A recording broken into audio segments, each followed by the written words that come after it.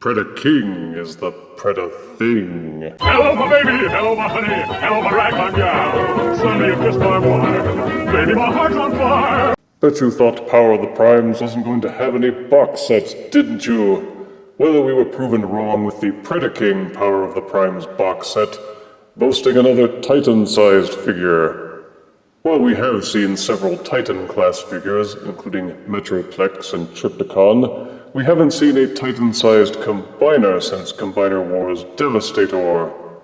The Predacons came out around the tail end of the 80s, at a time when they were cranking out so many figures that it was hard for any one particular team of them to make much of a splash. The introduction of each new character in Season 1 of the animated series was much more monumental, with characters like the Dinobots, the Constructicons, and the Insecticons. And in Season 3, teams like the Terracons and the Predacons just showed up without any explanation at all. The Generation 1 toy was larger and heavier than other contemporary combiners. As Combiner Wars and Power of the Primes have brought back those combiners, many have wondered if Predaking would return as well, and darned if he didn't. The box is large and heavy and done up similarly to the Combiner Wars box set, with big art on the front, shots of the beast modes off to the side, and showing off the so-called exclusive special edition Onyx Prime figure that comes with the set. The back of the box shows off the figure supposedly at actual size, along with miniature windows that show off the figures in both robot and alt modes, and how to interact with the accessories, and multiple warnings for you to recycle the box. The bio reads, Predaking has hunted many things, but this may be his greatest bounty, an ancient relic that bestows beast power beyond imagination, the Onyx Matrix. But let us open the box and review the Predacons properly. Out of box, the Predacon box set comes packed with accessories, including this artful poster of the Combiner, which on the back lists all of the Prime Masters and their powers. Razorclaw's weapon accessory, Rampage's weapon accessory, Dive Bomb's weapon accessories, and weapon/foot accessories for Toric and Headstrong. It is of interest to note that the hand accessories store inside the foot accessories. Simply pop them out. You will see that they have unfolding fingers, and slide them back in for storage purposes. Pretty slick. Also included is a special edition Prime Master Onyx Prime, also with a holding frame for turning him into the Onyx Matrix. Onyx Prime is fairly well painted and colorful, and matches the other Predacons in terms of his colors for the beast modes, with orange and yellow and black. Onyx Prime has a rotating head, arms that will swivel up and down, hips that will swivel up, and bendable knees.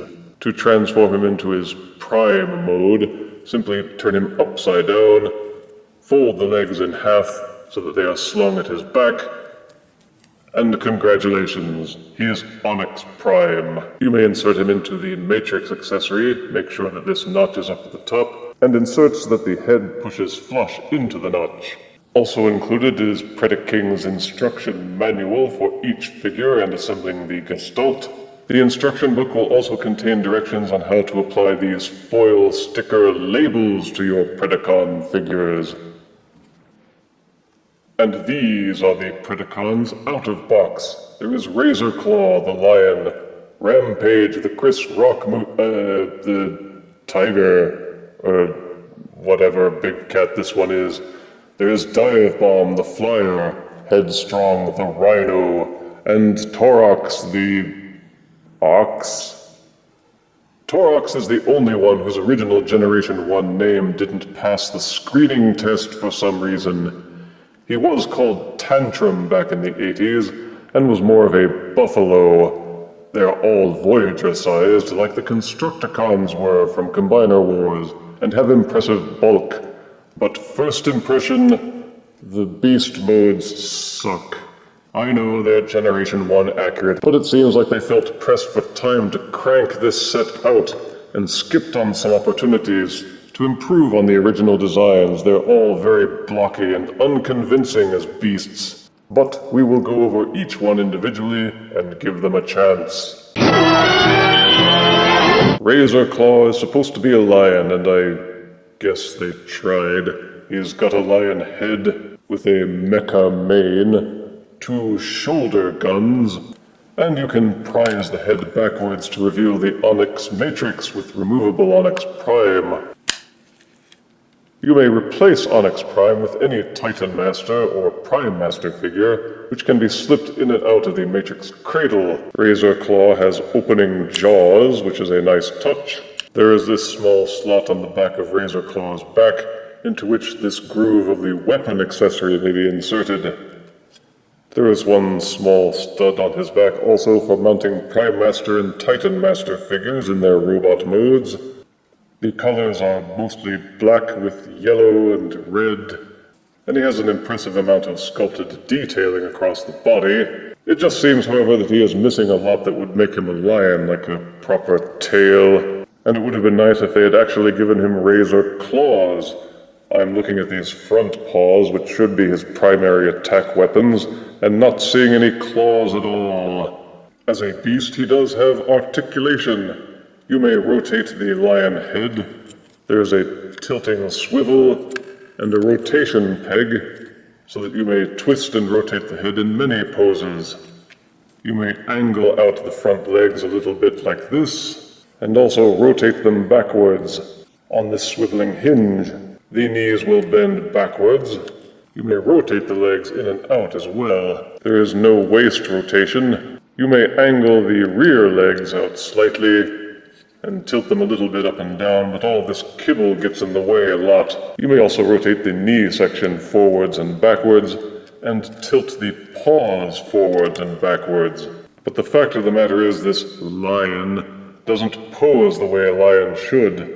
Lions should be able to crouch and hunch and do all kinds of neat lion-y, catty poses, but this one can't. His beast posing just doesn't look very elegant or natural. Thumbs down. Razorclaw's transformation is simple. It kind of has to be, given the crummy alt mode they had to start out with. They had no place to go but up. First rotate the head backwards and out of the way, then rotate up the robot head out of the body. Flip up these little pads to get them out of the way for a moment, then rotate the front of the leg panels out. Rotate the legs forwards. Fold the lion paws so that they are inside the shins, and tilt the paws backwards so that they are out of the way. Take these panels, which have been flipped out. There is a small groove on the inside of them, and a tab on the inside of the paws. You will need to rotate and angle the knee joint down so that the tab and the groove come into alignment and push together solidly. Rotate the hip flaps back down. You will now intuitively see that the robot arms are located here. Rotate the shoulder joints forwards. Rotate the shoulder gun panel so that the gun is pointing upwards and slung at the shoulder. The robot hands are tucked inside the paws. Simply fold them outwards. Then rotate the bicep swivel until the fists are pointing out. But he definitely looks better as a robot than as a lion, though the lion face is still front and center. The colors are well maintained, with black, orange, and yellow like most lions are. The faceplate is pretty cool, with none of those silly robot lips. You may mix and match any of the weapon accessories for Razorclaw, though officially this bigger gun is his. Due to the length of the gun and the way that it pegs into the hand, he has no choice but to hold it tilted inwards or outwards, so that it won't get in the way when he's holding it. His articulation is basic and standard with a rotating head. It would also tilt backwards and forwards on this hinge. There is a rotational shoulder joint, and it will also hinge in and outward for a wide degree of splaying. Upper bicep swivel is included, and it will bend at the elbows. The hands will tilt in and out as part of the transformation. Again, there is no waist rotation. but ball-socketed hips are included so that the legs may be rotated backwards and forwards. If you want him to be able to kick further forwards, just rotate the hips flap out of the way. They will also splay outwards to a fair degree, rotate at the upper thigh, and bend at the knee. These little platform feet will tilt forwards and backwards a little, and for a nice touch, they will also tilt in and outwards for wide-angle standing, so you can get decent range of motion out of Razorclaw. All the articulation is standard and modern, nothing really to complain about there. Transforming Razorclaw to his Gestalt mode is easiest done from his Lion Beast mode. Fold out these little extendable flaps from the side of the body, take this flap underneath the head, untab it, and rotate it forwards. Rotate the hip flaps backwards and out of the way a little, then hinge the entire body so that it rotates out backwards. This will reveal the Predaking combiner head, which will flip backwards on this little flap. Reclose this folding section, taking these tabs and inserting them into these grooves. The head itself will tab downwards into the body. Rotate the lion forelegs backward until they are lying against the side of the body. You will see tabs at the back of the paw and a groove here. Insert and lock those together. Rotate these little gun emplacements until they are facing forwards again. Fold up the lion's paws until they are lying flush against the forelegs. Make sure that this tab and groove on the thigh sections are locked together. You may need to rotate these hinged sections of the leg backwards until you can get it angled correctly. And that's it for the moment. You just sort of leave them hanging back like this. This is his combined upper torso mode, and more on that later. A decent robot mode and an excellent setup for the Gestalt, to my mind, doesn't really compensate for the awful beast mode. I expect a little more fluid appearance from a predatory cat, instead of the clumsy-looking box that he is. He's a little better than his teammates, but that's not by much, and I give him 6 out of 10 deaths. Next up is Rampage. This is a big cat that is generic enough in anatomical appearance that it could be any large predatory cat. A jaguar, tiger, lioness, cougar. There's really no way to tell for sure. And Rampage is also very blocky, chunky, clunky. It lacks any of the fluidity and grace of form that one would expect from a cat predator. Take off paw sections and the beast head, and you could make a game out of him. The game is, what the heck am I supposed to be?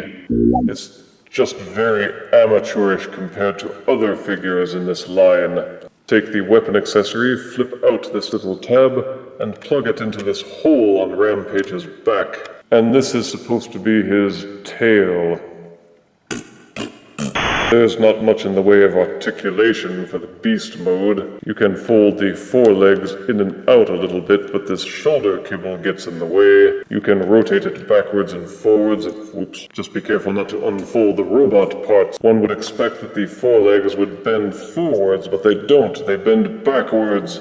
You can tilt the head up and down a little bit, and he does have opening jaws, which is a nice touch. But the rear legs are just awful. You can't rotate the hind section at all. You can only rotate the knee joint backwards and forwards a little, and tilt the paws forwards and backwards. You can detach the hind leg from the body and tilt it in and out, but it tabs in very heavily, so it's not designed to do that, obviously. You may plug a Titan Master onto this peg on his back, but beyond that, I'm just not seeing much that appeals with the beast mode. It just has a very play school feel to it. The transformation is dirt simple. You may not even need the directions. Simply pop off the tail, rotate and angle the head forwards and down, untab the forearm from the upper arm section. You will see that they tab together with this groove and slot combination. Rotate it backwards, flip out the robot hand from the forearm, take the beast leg and fold it backwards, so that you can't see it anymore. Fold the beast paws so that they are lying flush against the forelegs. Flip the robot head out from the beast body.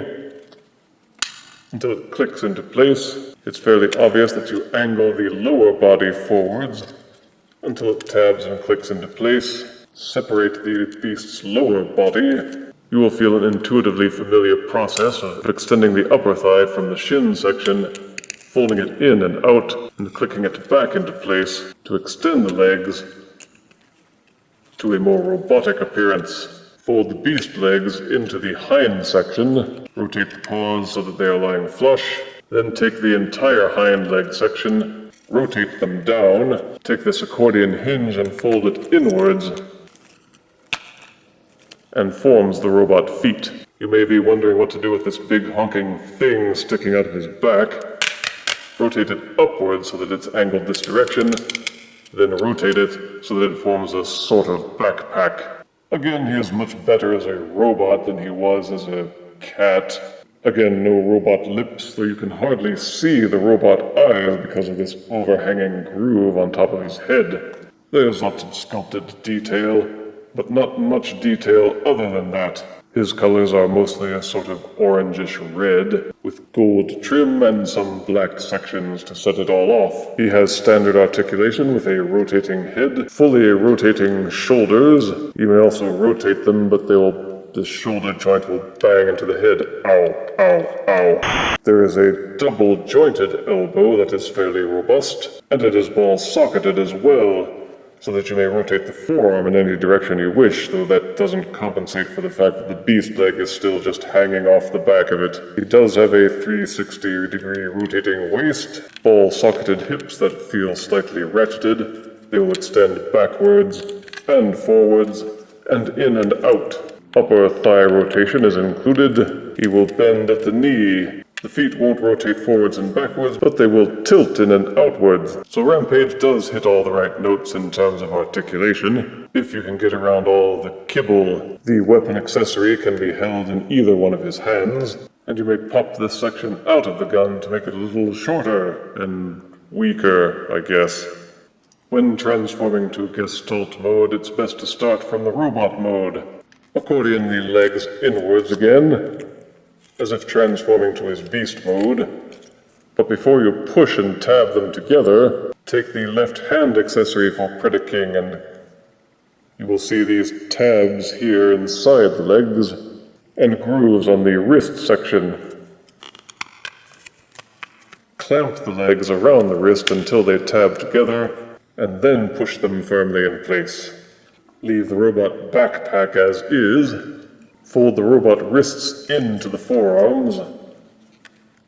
Rotate the robot head back into the body. Rotate the waist joint of the robot. Leave the robot arms as they are, but you will notice these small tabs on the inside of the cat body, and these grooves on the inside of the robot forearm.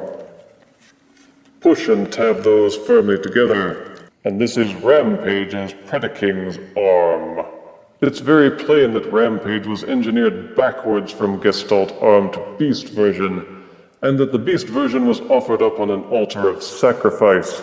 In fact, the entire Predacon set seems to have had a lot of animal sacrifice going on, and I give Rampage 4 out of 10 deaths. Dive Bomb is the flyer of the team, obviously with these big honking wings. I guess it's supposed to be a hawk or an eagle. That is, if eagles were black, red, orange, and yellow. And if eagles look like somebody took a bird head and wings and then slapped them onto a cargo crate. I'm already getting tired of repeating myself, but this beast mode is just awful. There may be a lot of sculpted detail on the Predacons, but sculpted detail on top of a boring old box, no matter how thin you slice it, it's still baloney. The proportion for the beast modes are terrible. Again, you get no impression that this is supposed to be a graceful flyer. Even the spruce goose looked better than this thing. You can tell the robot arms are just right there. The beast legs are just the robot legs folded up. The bird head does have an opening mouth, but the robot head is inside, so he does this thing where he's puking it up. These blocky legs just don't seem to tab or peg in anywhere. They're just hanging loose. They constantly unhinge and fall down. The wings are nice and big, but no more elegant than the Build-A-Figure wings for Marvel's Vulture. So who ripped off from who here? You decide. Don't look for much from Dive Bomb in terms of articulation.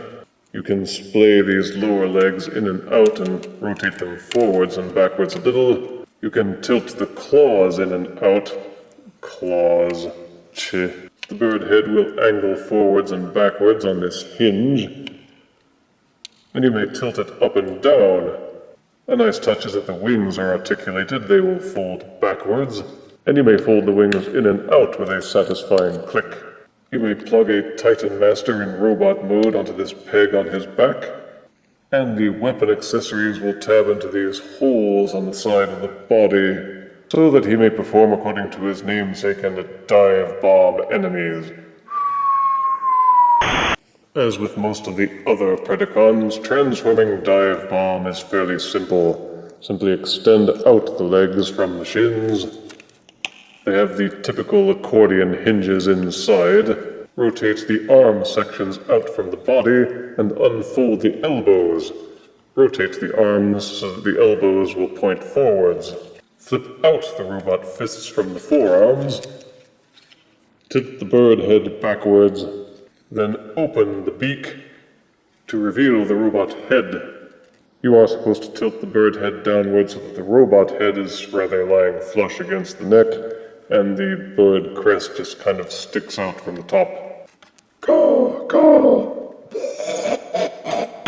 Tilt the bird wings downwards, and that's pretty much all you do to transform him into a robot. The robot is, as one would expect from the overall simplicity of the transformation, a bitter disappointment.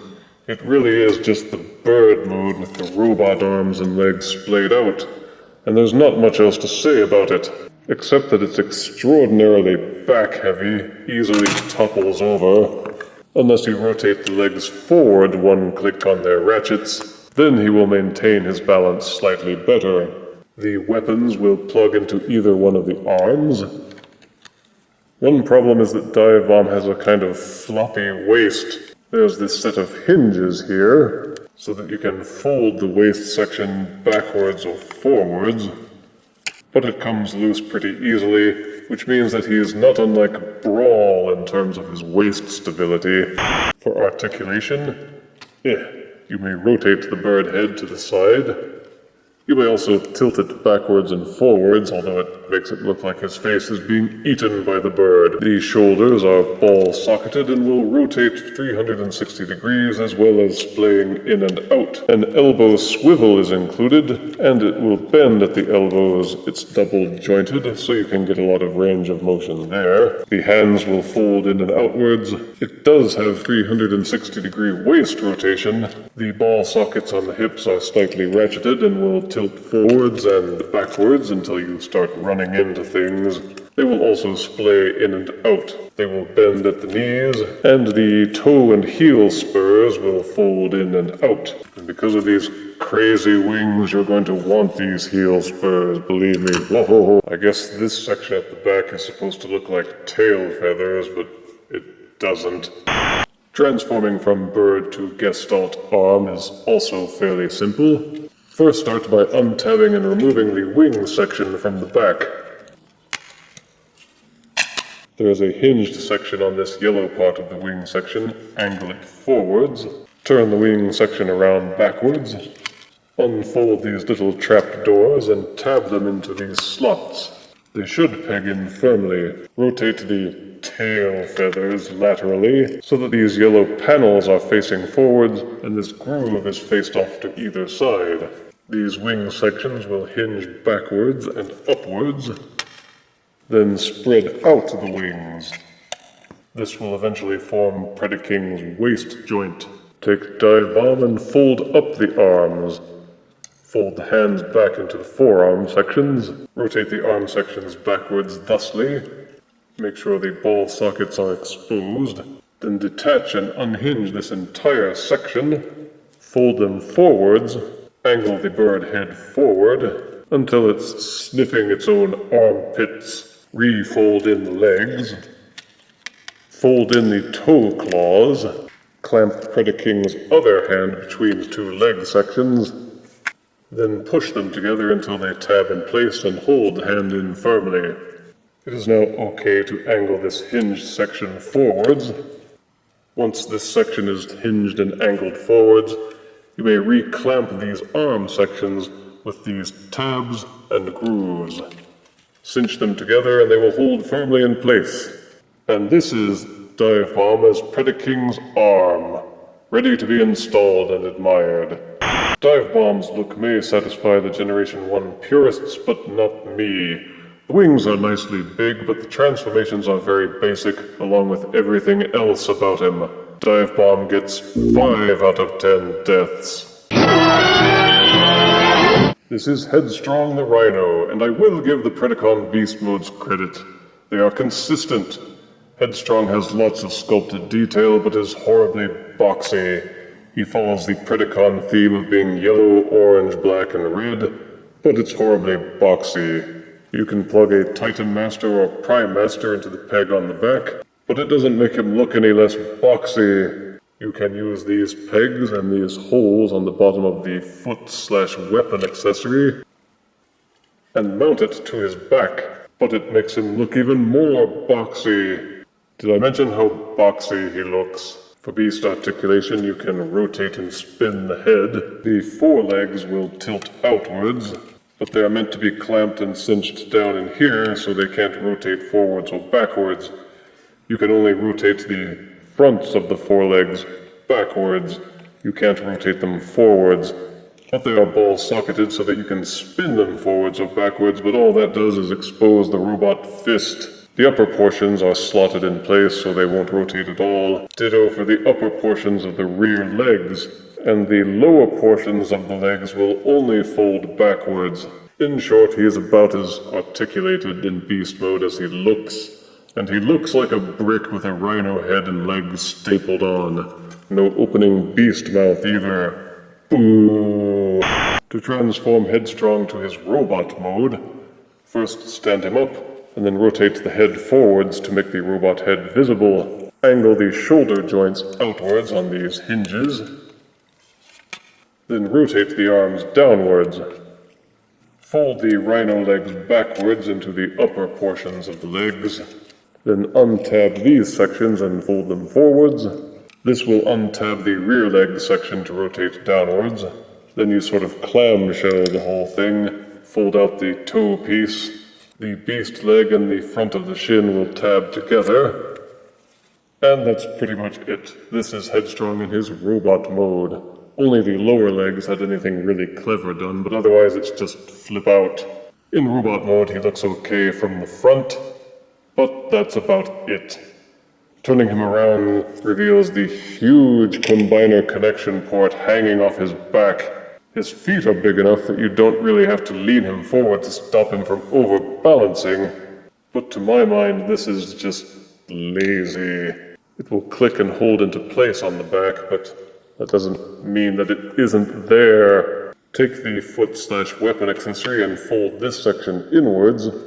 You are meant to take these slots at the side of the foot weapon accessory and slide it into this groove to hold it in place. Then you take the robot arm and just budge it up as if he's holding up the weapon, shoulder mounted indeed. Robot mode articulation is fairly standard, with a rotating head that will also tilt forwards a little bit on this transformation hinge. The shoulders are ball-socketed and will spin freely, and also splay in and out. The elbows are ball-socketed and will rotate freely, and bend forwards and backwards. There are no wrists. The rhino feet and the robot hands are just one and the same. But he has ball-socketed hips that will tilt forwards and backwards and splay in and out, as well as adding upper thigh rotation. Despite how bulky the legs look, they will rotate backwards a fair degree. The feet are pegged into place, but they will also splay in and out so that you can support wide-angle stances. To transform to his combined gestalt leg mode, rotate the rhino head forwards on this opening trap door. You may then take this huge peg section, rotate it upwards. It will also hinge upwards and lock into place to become Predaking's leg. Rotate the shoulders and fold them back in as if you were transforming him to a beast. There is a secondary hinge on the inside of the rhino leg. Fold it inwards and tuck the rhino legs against Headstrong's back. Transform the legs as if you were turning him back into a beast. But before you clamp the leg halves together, take the foot accessory. You will see tabs here on the sides of the foot and corresponding holes inside the leg. Join those up and clamp them together. Take these tabs and grooves and lock them into place. And this is Headstrong as Predaking's leg.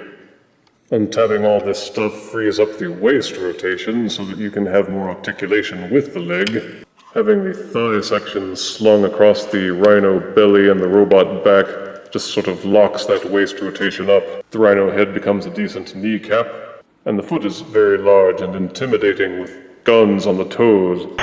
So while he has better range of motion than a Generation 1 figure, it's not by all that much, and he's just very, very simple. He retains his colors and his sculpted detailing, but that's about the best that can be said of it. For a modern Voyager-sized figure, it just seems very primitive. The articulation is better than Beast Mode, on par with the rest of his team. The hollow legs mean for tricky posing, but you can get decent range of motion, and he's fairly stable on his feet despite the huge peg sticking out of his back. Putting that huge joint below him in Beast Mode and behind him in Robot Mode detracts from the Rhino Mode very severely. It's a good thing the rest of the team is as blocky as he is, otherwise Headstrong would really stink. As it stands, he fits in with the other Predacon Beast Mode, but still gets 4 out of 10 deaths. Toric, the ox, is pretty much a carbon copy of Headstrong in terms of his engineering. Obviously there are differences. He has an ox head, and the colors are primarily red and orange, which is ironic for something that turns into a bull. Again, a Titan Master or Prime Master figure will peg onto his back, and again the foot/weapon accessory will peg onto his back for easy carriage and storage, if not very good aesthetics. The Beast Mode articulation is identical. He has no opening mouth, but the head will spin and rotate. The upper legs will detach and splay outwards slightly, but are not meant to. All you can do is bend them backwards on their ball sockets or spin them around to reveal the robot fists. And the rear legs behave exactly the same way as Headstrong, as they will fold backwards into these little bulbous things on the back. They will also hinge inwards slightly for a bullish look. And again, the combiner port just hangs off of his back or tabs into the belly. The transformation is again the same as Headstrong. Just rotate the head, hinge out the shoulders, unfold the leg sections from the front, hinge them downwards, fold and conceal the beast legs and the backs of the hind quarters, then rotate and angle them downwards to form the backs of the shins, and tab them into place. He does look kind of cool as a robot with his oxy horns and his tough, beefy chest plate. He seems quite strong and solid, and will carry his foot weapon accessory in exactly the same manner. Pew pew, bang bang. Robot articulation is the same. The head will spin and rotate, with ball-socketed shoulders, bendable elbows, a freed-up waist rotation, which is still hindered by the combiner leg section that sticks out from his back, ball-socketed hips, upper thigh rotation, bendable knees, and pivoting ankles, with feet that will tilt slightly forwards and backwards. The legs and arms fold in exactly the same way, with pretty much the same tabs and slots. He still has the same huge peg on his back, the legs are still hollow, and only his really wide feet keep him from falling over. The ankle tilts are a handy touch for stability. If you have already transformed Headstrong into a combiner piece, you will know how to transform Toric.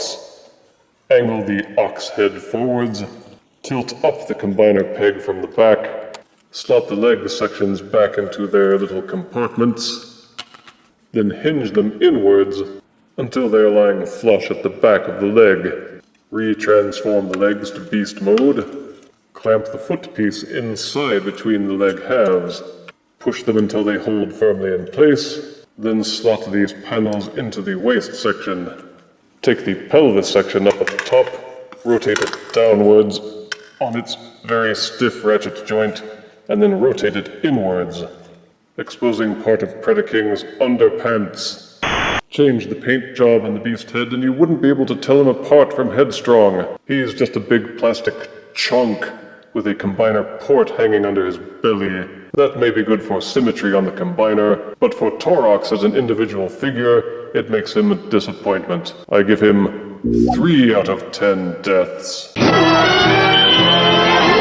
To assemble Predaking, take the Headstrong and Toric's leg pieces. Take the dive bomb wing section. The leg pieces will slide into these little slots and lock into place. For Razorclaw, make sure that the lion paws are tucked up into these tabs, otherwise they'll get in the way. There are these connecting ports up at the top of the dive bomb wing section. These two sections then slide and lock together. You then fold and tuck the lion legs into these sections at the back to fill in the hollow cavity. Razorclaw's upper body has these tabs and grooves connected to it that correspond with these grooves in the arm sections. Slide those down and lock them into place. The same for Dive Bomb and for Rampage. There are tabs on the backs of the arm sections into which the wing sections will plug in and hold in place.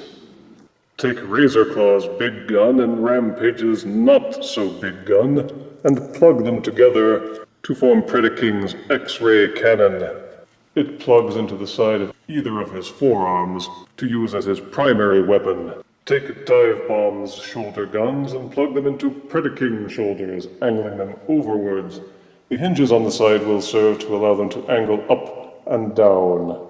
Transforming all the Predacons into their combiner modes is simple and doesn't feel in any way like a chore. This is perhaps the only way in which the simplistic nature of their engineering works in their favor. Predaking is fairly easy to assemble and seems to hold together well despite his bulk. The more or less coordinated colors of the separate figures come together enough so that nothing on Predaking is particularly jarring or out of place. Black, yellow, orange, and red dominate the entire figure, and the enclosed label sheet will be fun for those who enjoy the tedium of label application. The detailing on all the figures makes for a highly detailed gestalt, which masks the almost childlike simplicity of the beast modes. Predaking's articulation hits all the right notes with a 360-degree rotating head that will also tilt up and downwards if you don't mind the trapdoorishness of it. The shoulders are heavily ratcheted and will angle upwards. They will also rotate forwards and backwards and in and out. The robot hips serve as elbow joints, and the arms will angle forwards and backwards, and they are slightly ratcheted so they will hold a decent amount of weight.